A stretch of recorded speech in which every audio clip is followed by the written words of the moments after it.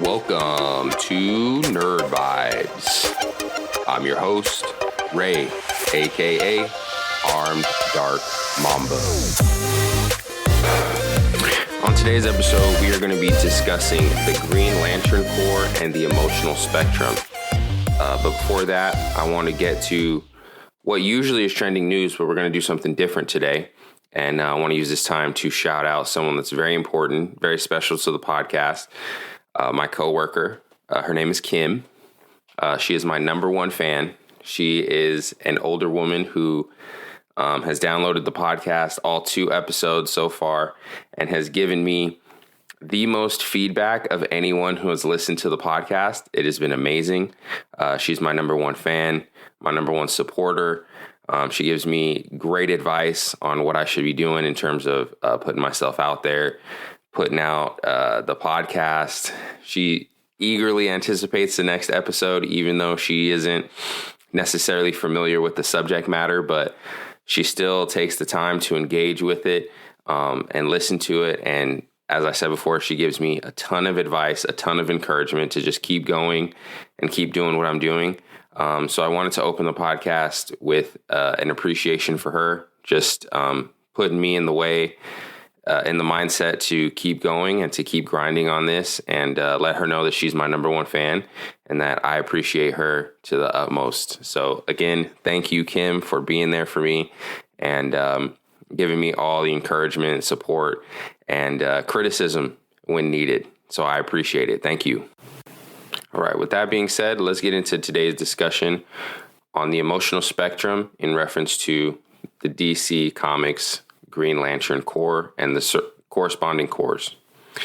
Now, the Green Lantern Corps is at the center of this universe because it was the first one introduced in the comics. And then we expand out from there with yellow being fear, blue being hope, indigo being compassion, the star sapphires are love, the orange lanterns are greed, the red lanterns are rage, and then you have the black lantern, which is death, and the white lanterns, which is life. And that is all of our lantern corps. And now we're going to talk about each corps, and some of the corps are going to be combined together because there's just not a lot of information on a lot of them. But the first one we're going to start with is the Green Lanterns. Now, the Green Lanterns are represented by the emotion of will. So with great willpower, you can be called upon to become a Green Lantern.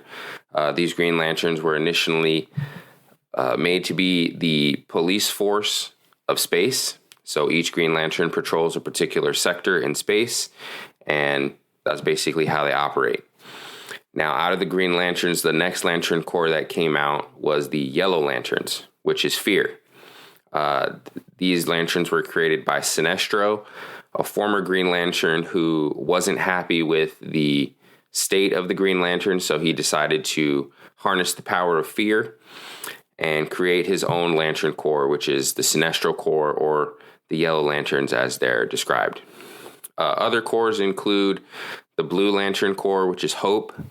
Hope has a special relationship with Will. When a Blue Lantern gets around a Green Lantern, they both become more powerful. And I wanted to talk about those 3 in relation to start here, and then we'll go on to some of the other corps. Now, the Green Lanterns being willpower, it's obvious that when you get around a Blue Lantern, which is Hope, that willpower is going to increase because hope and will go together. Where there's hope, you have a will to get things done, and those things go together, which is why they interact so well together. The Blue Lanterns don't have any necessarily attack capabilities. They're more so support characters. If you think about it in like a video game, they have healing properties and they have regenerative powers as well. So that's why they make the perfect support for Green Lanterns who have more attack power in that situation. Now, the Green Lanterns do have, and over the years it's become less and less, but they do have the weakness to fear.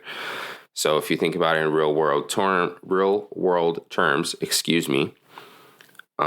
you have willpower, and when you're trying to get the will to do something, like me, for instance, trying to do this podcast.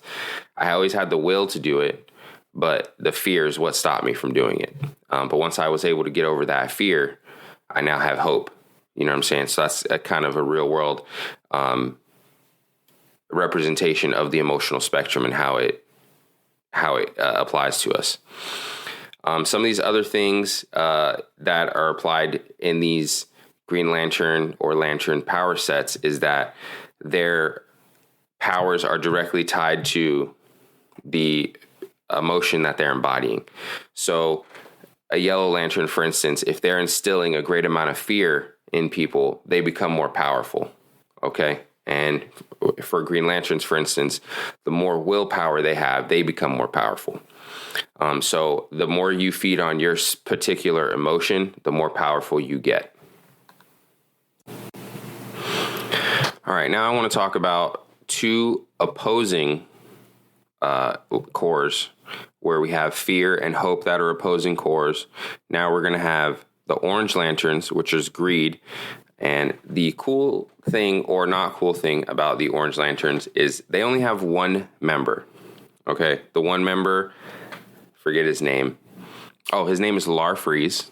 And because the orange emotional spectrum is represented by greed, he is the only lantern in his core because he's so greedy.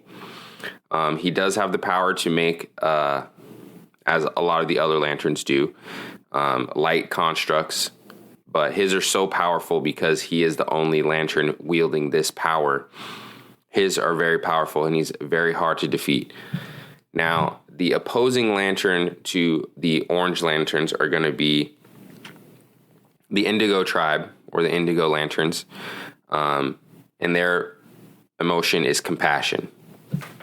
Now, compassion is the direct opposite to greed and selfishness, and their powers work in opposite of that. So they're able to, when they, use their powers, they're able to empathize and feel the compassion of the people that they're using their powers on. They also have the power to teleport and do some other things, but that's not necessarily as important to the emotional spectrum conversation. So the compassion and the greed are in direct opposition to each other. The Indigo Tribe is one of the other lantern cores that we don't have a lot of information on. They just haven't been fleshed out in the comics. So there really isn't too much to go on. But they can teleport, they can heal, and like I said, they also feel the pain that has been inflicted on others. So that's kind of what they do, and that's pretty much where their powers and stuff are at. But compassion as an emotion, you can see how it's effective, being able to empathize with people, being able to feel what other people have felt, and being able to comfort and help people in their time of need. That's what the compassion is about, and that's what the Indigo Tribe is about in the comics. Whereas Larfreeze and the Orange Lanterns, or Orange Lantern, is all about greed, selfishness. He wants everything for himself. One of the funny things I found in the research for this episode was I was looking into all of the different Lantern Corps' oaths that they have to say, and the Orange Lantern's oath goes like this: mine, mine, mine, mine, mine, mine, mine, mine, not yours.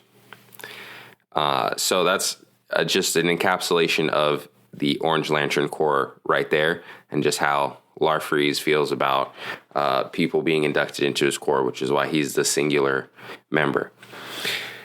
And now we're going to get to one of my favorite cores, which is the Red Lanterns, and they're represented by the emotion of rage. Okay, the Red Lanterns are very unique when it comes to the emotional spectrum. When they get their power rings are powered by the emotion of rage. And when they get their power rings, their blood starts to get corrupted by that power, and it becomes toxic.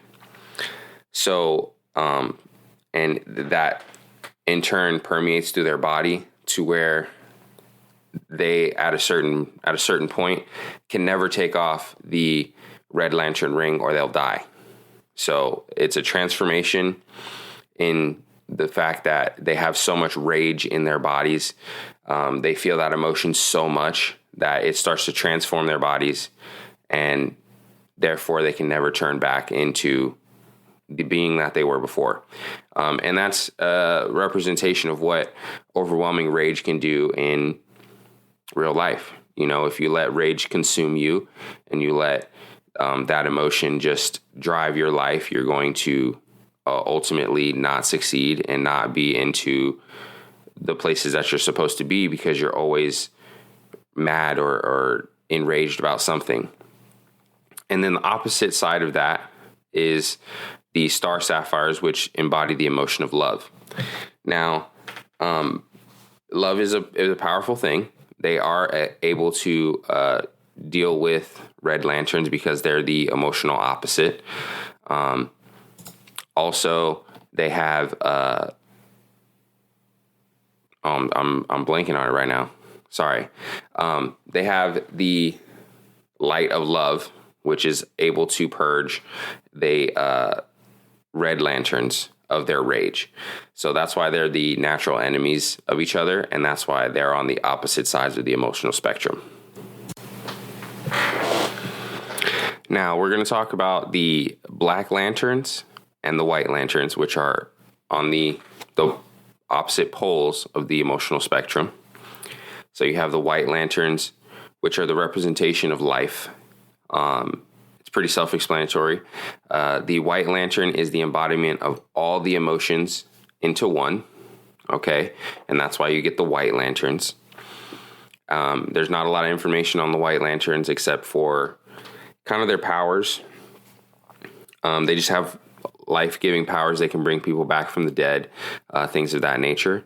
And then on the other side of that spectrum, you have the Black Lanterns, which are representation of death, which is the lack of emotion. So they have no emotion at all because they're dead. The Black Lantern are able to raise the dead and enlist them in the Black Lantern army. So that's why they're the opposition of the White Lanterns. So these other opposing cores at the end here, the white, black, red, the star sapphire, the indigo tribe, and the orange and blue lanterns were introduced recently in the comics The Blackest Night Green Lantern storyline. Outside of that, they don't really have a ton of use in the comics, so there's not a lot of information on them. But I wanted to talk about this as a concept for this episode, so you don't really need to get too concerned about the lantern cores themselves. It's more about the representation that they have for the emotion. Now, when we're talking about the lantern cores, the one that's the most prominent, the one that most people are going to know, are the Green Lanterns. And the Green Lanterns are the embodiment of will, as we said before. And this power is pretty much limitless, because if you have the will to do it, it's like your imagination. If you have the will to do it, you can do it with the power of a Green Lantern.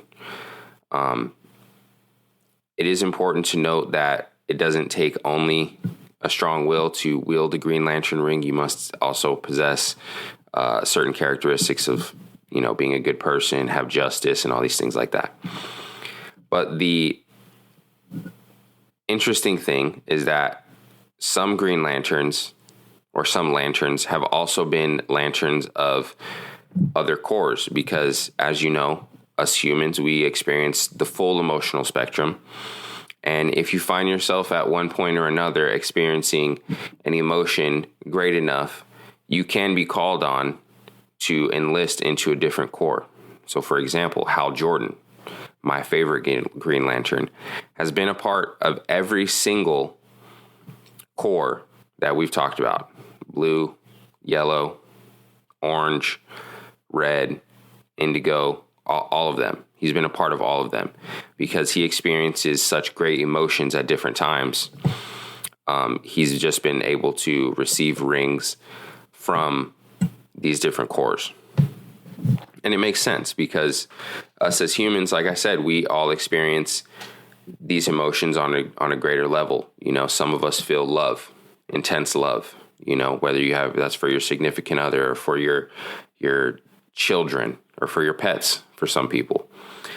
Some of us can also feel immense rage, you know, if you have a death in the family, or if you have something that is just it's super enraging to you. You can feel that rage. So you can see where these comic book characters and these comic book concepts have real world applications.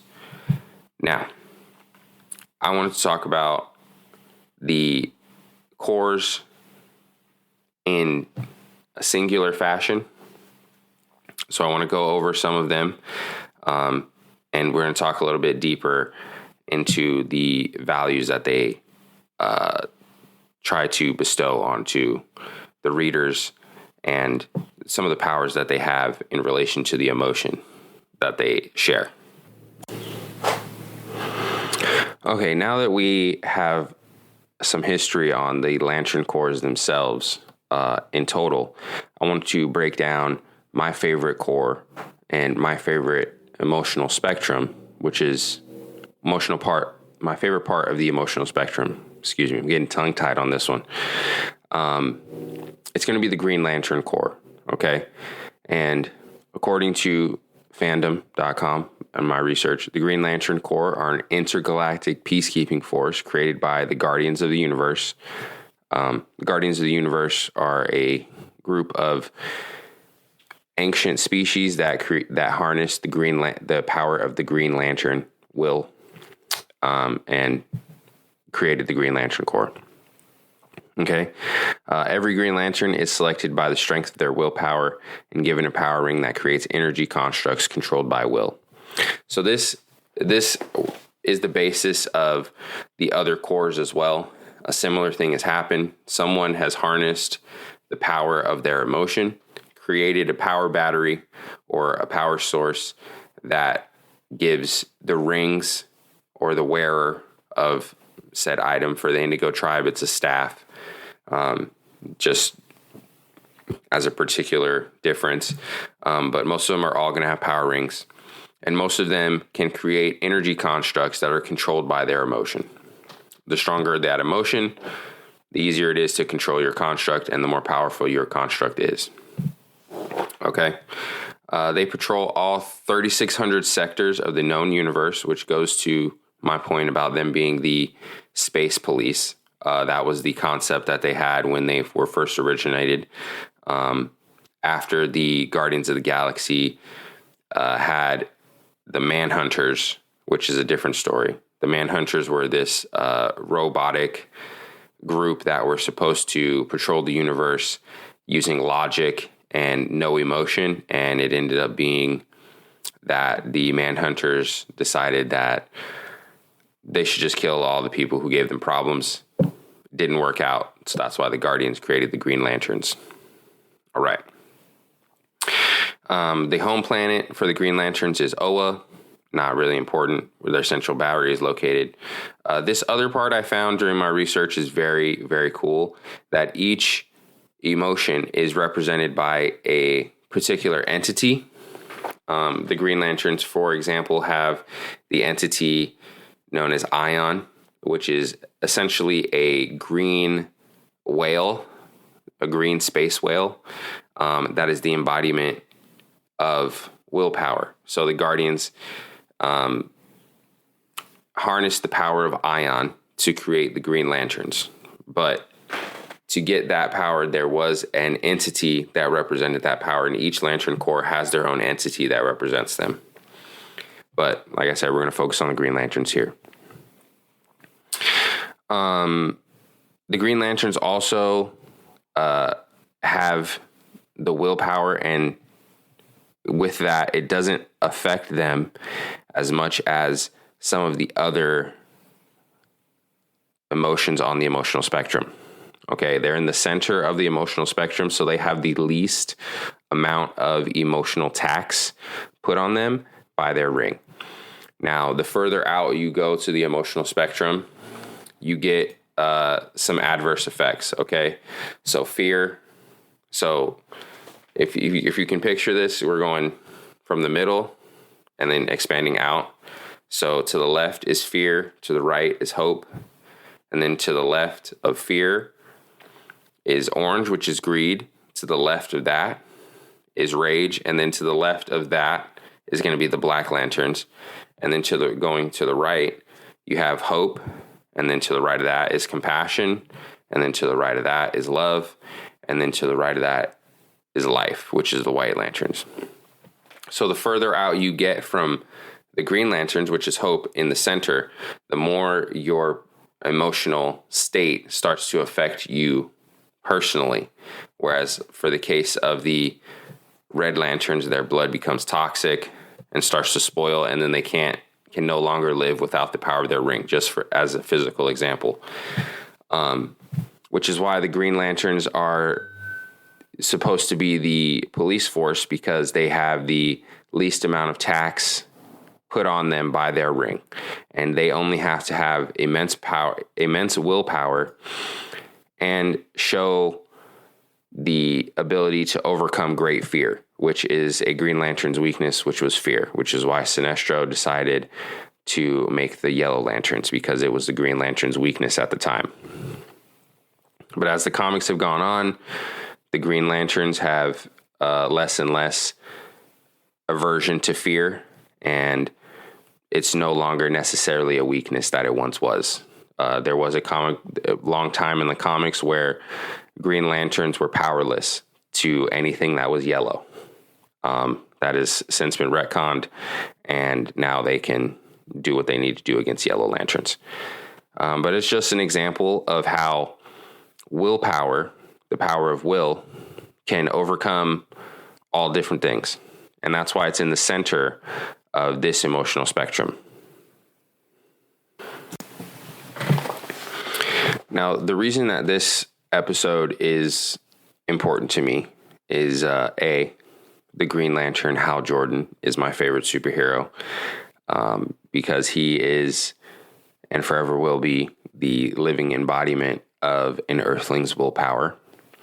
So it's very special to me that he has, over the years in the comics, been able to dominate and show his undying will.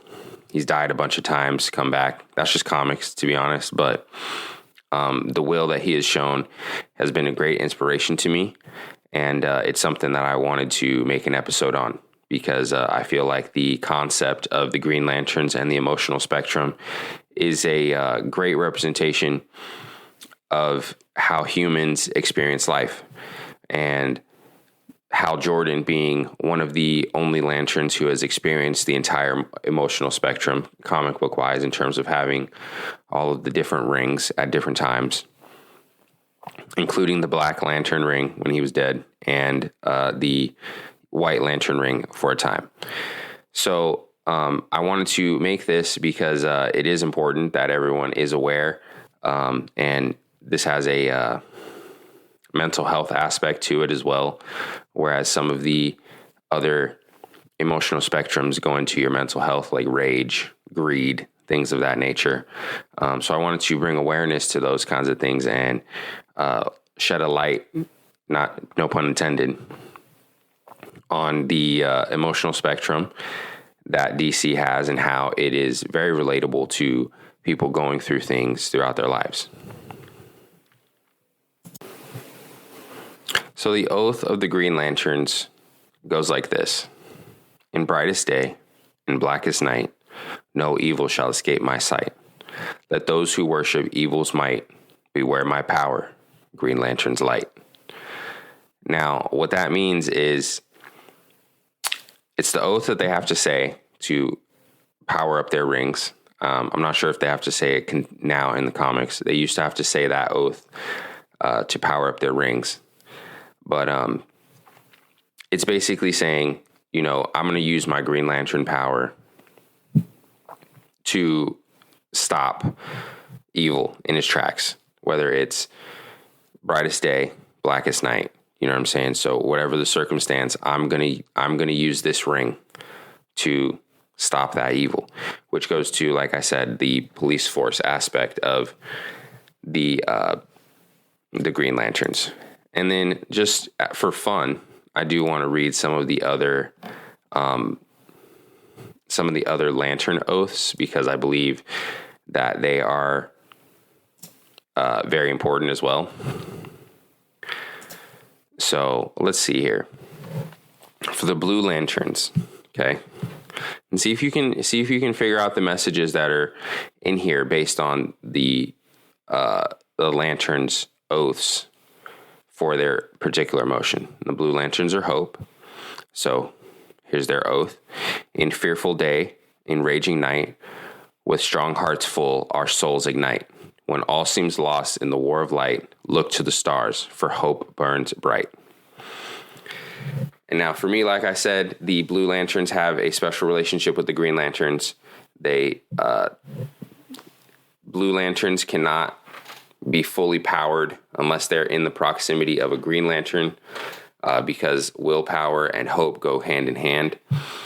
But the introduction of the Blue Lanterns was very important to me as well, because for a long time, like I said, there was only the Green Lanterns, and you had to know that there was other emotional spectrums that could be fulfilled as well. So when the introduction of the Blue Lanterns came, and they were the embodiment of hope, it was very fitting that they had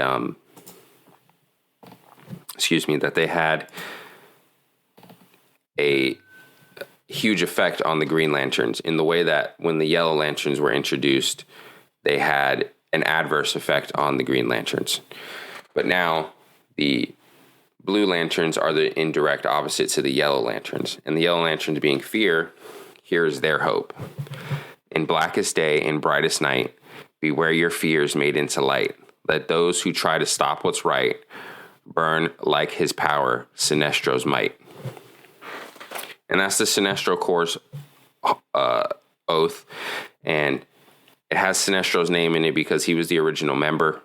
He started it. But what you want to take away from that is that they're the embodiment of fear. So when you're fearful, and you were in this comic book world, you would be making a Yellow Lantern more powerful. When you're afraid to do something, when you're kind of unsure or anything like that, you make a Yellow Lantern more powerful. And that is what they want. So, and that's why Sinestro decided that fear was a stronger emotional spectrum power than will was. And that's why he went from being a Green Lantern to a Yellow Lantern. I think I'm going to read the Orange Lantern one again, because it was, like I said, very, very funny.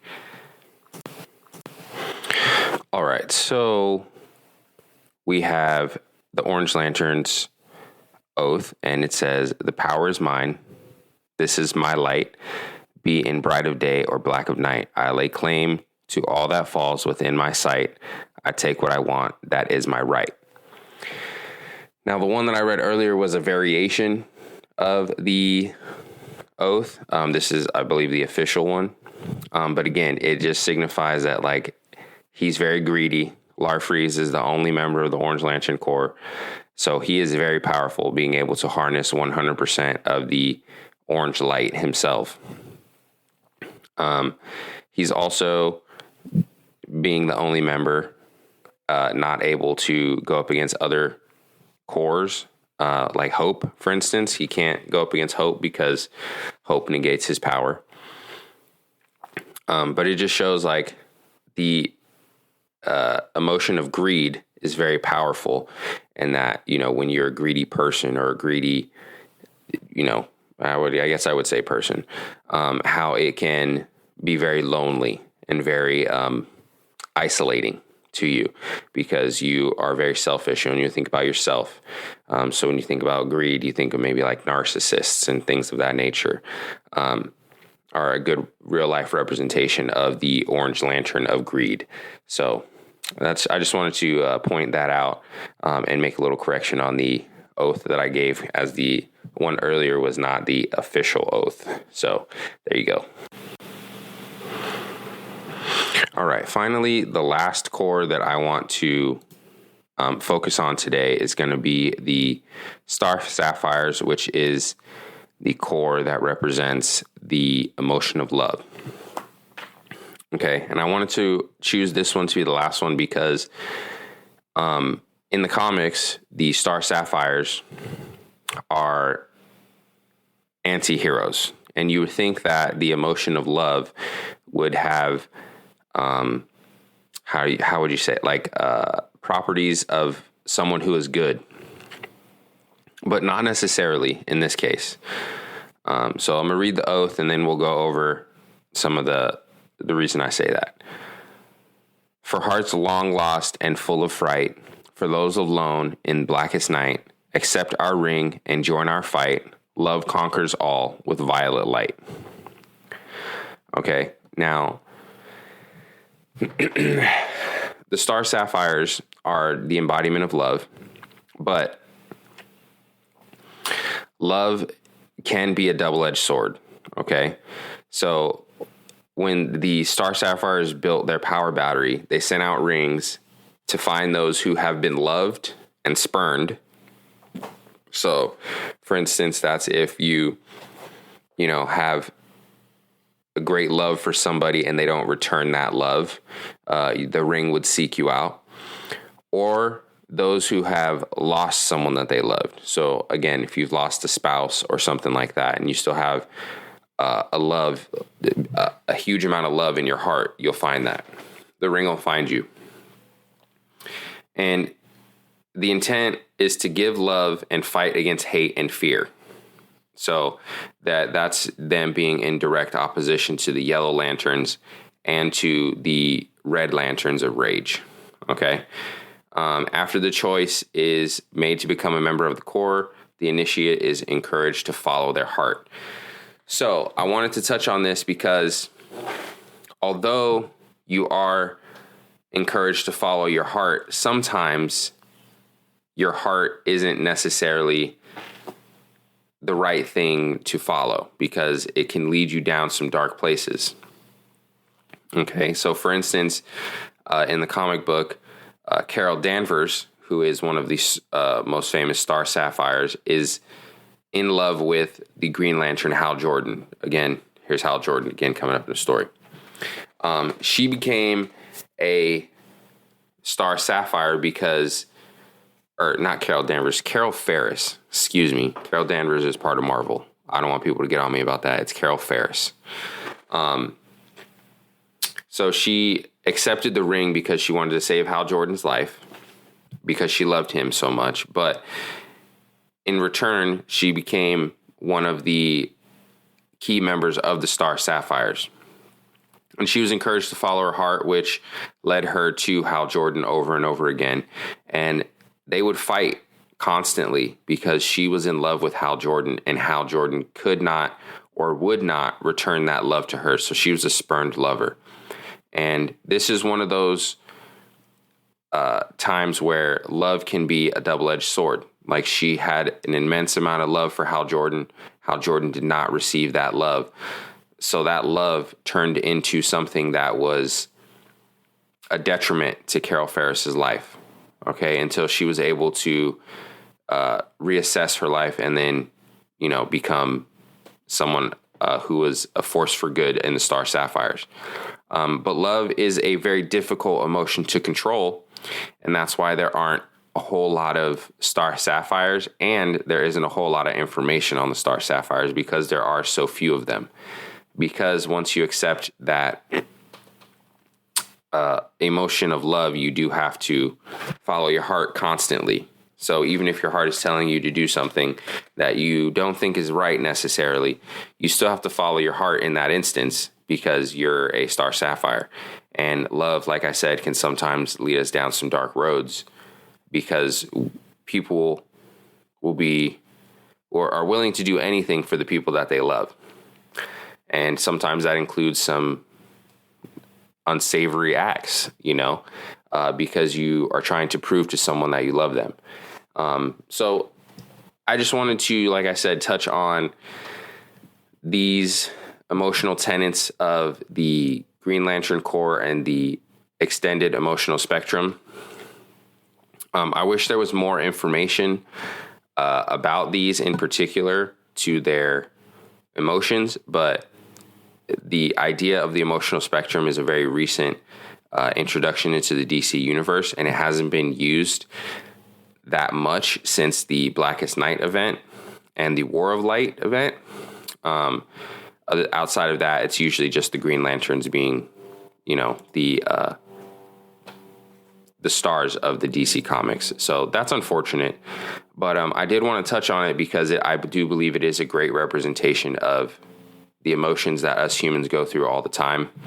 And it is a representation of a life cycle where you have the white lanterns being life all the way. And you, as a human, you do experience the whole emotional spectrum: rage, greed, fear, hope, compassion, love, willpower, until you finally reach the end of the emotional spectrum, which is death.